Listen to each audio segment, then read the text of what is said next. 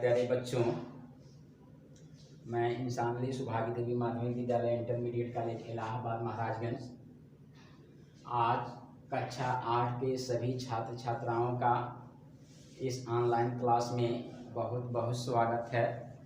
और मुझे अति प्रसन्नता हो रही है कि जो भी काम दिए जा रहे हैं, जो भी वीडियो बनाए जा रहे हैं, आप लोगों का भरपूर सहयोग मिल रहा है। जो भी काम दिए जा रहे हैं तो वह काम भी ज़्यादातर बच्चों का आ रहा है। तो मैं एक बार पुनः आपको ये सलाह दूंगा कि जो भी काम दिए जाएं, आप पूरे उत्साह के साथ, पूरे संवेग के साथ आप उन कामों को करिए, क्योंकि निरंतरता ही एक ऐसा माध्यम है किसी भी काम को करने का। किसी भी काम को करने का एक निरंतरता एक ऐसा माध्यम है जिससे सफलता मिल सकती है। तो आप लोग निरंतरता बनाए रखिए, तारतम्यता बनाए रखिए, अपना उत्साह बनाए रखिए, जिससे इस विपरीत समय में हम और आप एकजुट हो सकें और समय के साथ साथ हम आगे बढ़ सकें। ऑनलाइन क्लास ही आज का ऐसा एक माध्यम है शिक्षा में कि ऑनलाइन क्लास के ही माध्यम से हम पढ़ सकते हैं, आगे बढ़ सकते हैं, आगे की क्लासों में जा सकते हैं। तो आप लोग तनिक भी लापरवाही न करते हुए, थोड़ी सी भी लापरवाही न करते हुए आप लोग इस ऑनलाइन क्लास में बढ़ चढ़कर हिस्सा लीजिए और काम को करिए। क्योंकि topic by topic, chapter by chapter जैसे क्लासों में पढ़ाया जाता है वैसे ही पढ़ाया जा रहा है। Step by step, topic by topic आपको पढ़ाया जाएगा। तो मेरे पिछले ऑनलाइन क्लास में आप लोगों ने फ्यूचर इंडेफिनिट टेंस देखा, यानी प्रेजेंट इंडेफिनिट, पास्ट इंडेफिनिट और फ्यूचर इंडेफिनिट टेंस आप लोगों ने पढ़ा। अब आज के इस ऑनलाइन क्लास में कक्षा 8 के छात्र छात्राओं के लिए आपके ग्रामर का चैप्टर 12 प्रेजेंट कॉन्टिन्यूअस टेंस के विषय में पढ़ाया जाएगा। प्रेजेंट कॉन्टिन्यूअस टेंस कहेंगे किसे? सबसे पहले ये देखिए, प्रेजेंट माने होता है वर्तमान, कॉन्टिन्यूअस माने जारी रखना, टेंस माने काल या समय। यानी ऐसे वाक्य जिनसे वर्तमान काल में कार्य के जारी रखने का बोध हो, उसी सेंटेंसों को हम कहेंगे प्रेजेंट कॉन्टिन्यूअस। अब पहचानेंगे आप कैसे कि यह टेंस प्रेजेंट कॉन्टिन्यूअस का है।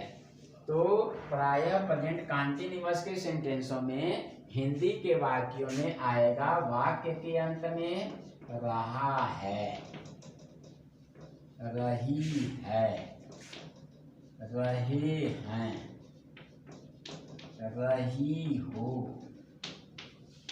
रहा हूँ, रही हूँ आदि ये सब शब्द हिंदी के वाक्यों के अंत में आएंगे। अगर ऐसे शब्द हिंदी के वाक्यों के अंत में आए तो आप ये समझिएगा कि यह वाक्य प्रेजेंट कॉन्टिन्यूअस टेंस का है। जैसे तुम मथुरा जा रहे हो। देखिए, मथुरा जाने का कार्यक्रम हो रहा है, इसलिए देखिए रहे हो आया है, तो ये सेंटेंस कहलाएगा प्रेजेंट कॉन्टिन्यूअस टेंस। तो हर एक टेंसों में आपने देखा अफर्मेटिव, नेगेटिव, इंट्रोगेटिव और इंट्रोगेटिव नेगेटिव। तो इसमें भी आप देखिए present continuous tense, affirmative sentence. अगर प्रेजेंट कॉन्टिन्यूअस के अफर्मेटिव सेंटेंस को बनाना है तो आपको सबसे पहले उस सेंटेंस में कर्ता को ढूंढकर लिखना होगा। देखिए, कर्ता अगर एक वचन है तो प्रेजेंट कॉन्टिन्यूअस टेंस की सहायक क्रिया होती है इज। कर्ता अगर बहुवचन है तो सहायक क्रिया होगी आर।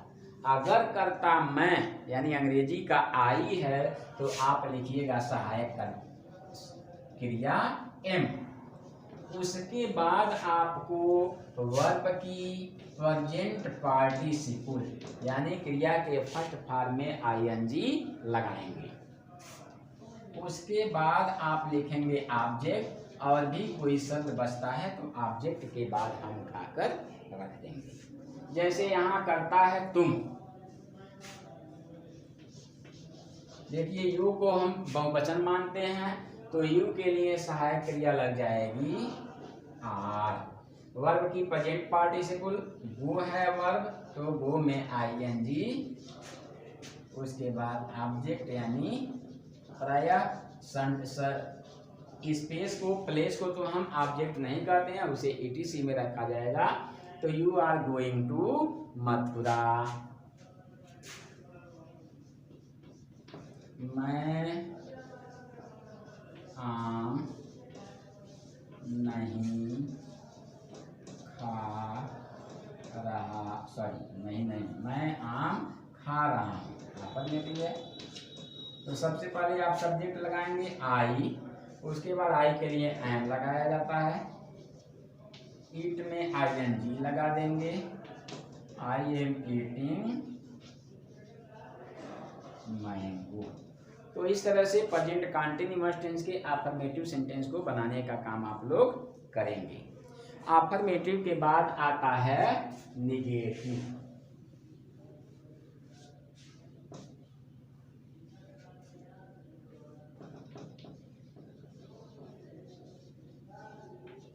अफर्मेटिव के बाद आ जाएगा निगेटिव सेंटेंस।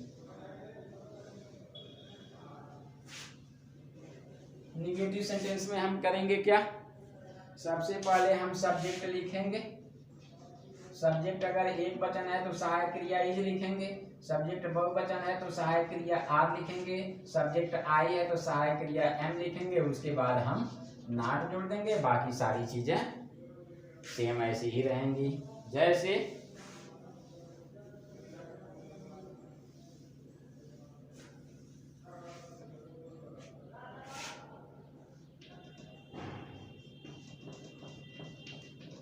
नितिन झूठ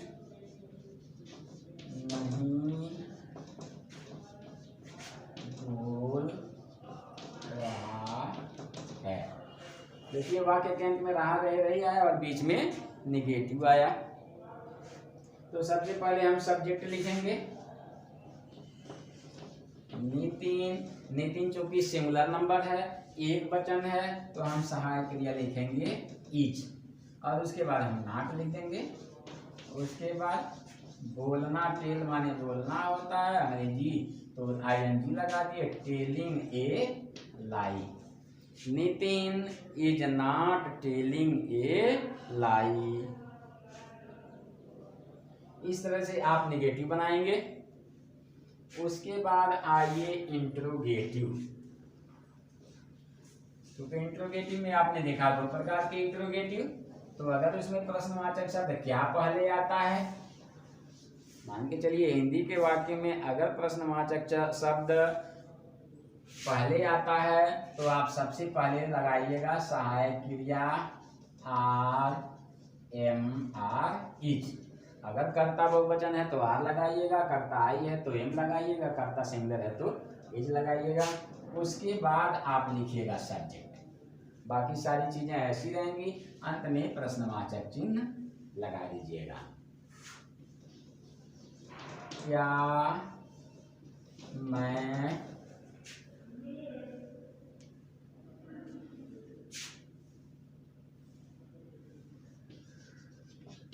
क्रिकेट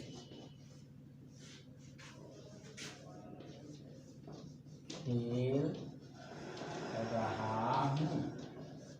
देखिए, क्या मैं क्रिकेट खेल रहा हूँ।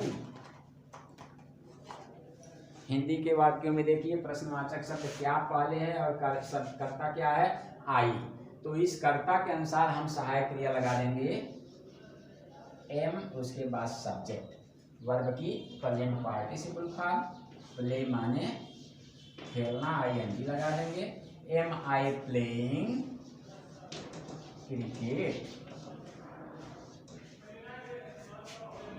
अब अगर प्रश्नवाचक शब्द वाक्य के बीच में कहीं आ रहा है तो उसके लिए हम क्या करेंगे,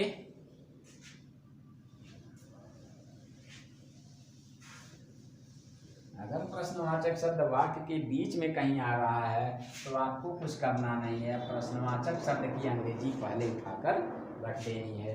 जैसे वह अपना पाठ क्यों याद कर रही है। देखिए प्रश्नवाचक शब्द बीच में आया तो बिना कुछ सोचे समझे उसी प्रश्नवाचक शब्द को की अंग्रेजी हम पहले लिख देते हैं। उसके बाद अब हम पता करेंगे कि कर्ता क्या है।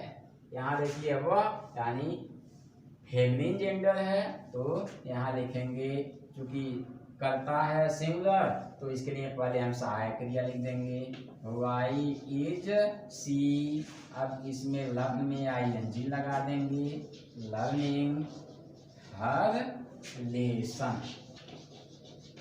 Y is she learning her lesson.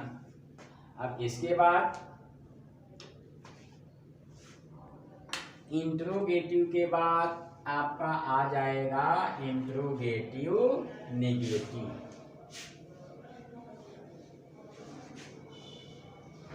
Interrogative negative का मतलब क्या हुआ, यानी इंट्रोगेटिव माने प्रश्नवाचक, नेगेटिव माने नकारात्मक, यानी प्रश्नवाचक और नकारात्मक दोनों रहेंगे। तो अगर हिंदी के वाक्यों में प्रश्नवाचक शब्द क्या पहले आए और बीच में कहीं नकारात्मक आए तो करना क्या है, सब्जेक्ट के अकॉर्डिंग टू सब्जेक्ट आपको सहायक क्रिया इन तीनों में से कोई एक लिखना होगा, फिर सब्जेक्ट लिखना होगा और सब्जेक्ट के बाद आप नॉट जोड़ दीजिए। फॉर एग्जाम्पल, क्या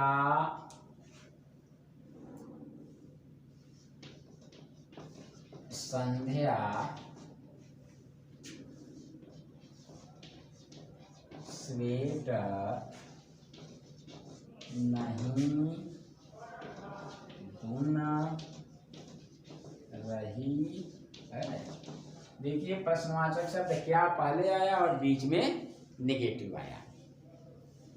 तो सबसे पहले हम सब्जेक्ट का पता लगाएंगे। सब्जेक्ट है संध्या और संध्या है सिंगुलर, तो इसलिए इसके लिए आप सहायक क्रिया लगाएंगे इज। उसके बाद आप सब्जेक्ट रख दीजिए संध्या। सब्जेक्ट के बाद आप नहीं के लिए नॉट लगा दीजिए, नॉट। निट माने होता है बुनना, तो निट में ING लगा देंगे, KNITTING। Knitting A sweater, SWEATER। Is Sandhya not knitting A sweater. तो यह हुआ ऐसे वाक्य जिनमें प्रश्नवाचक शब्द क्या पहले आते हैं। अब आइए ऐसे वाक्य जिनमें प्रश्नवाचक शब्द कहीं बीच में आए, जैसे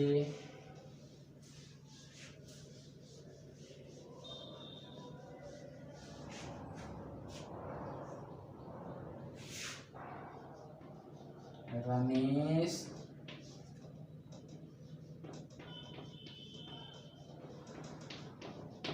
बैलगाड़ी से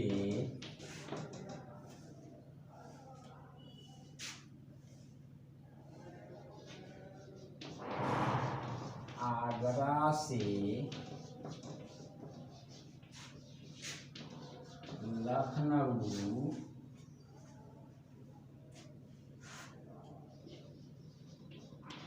क्यों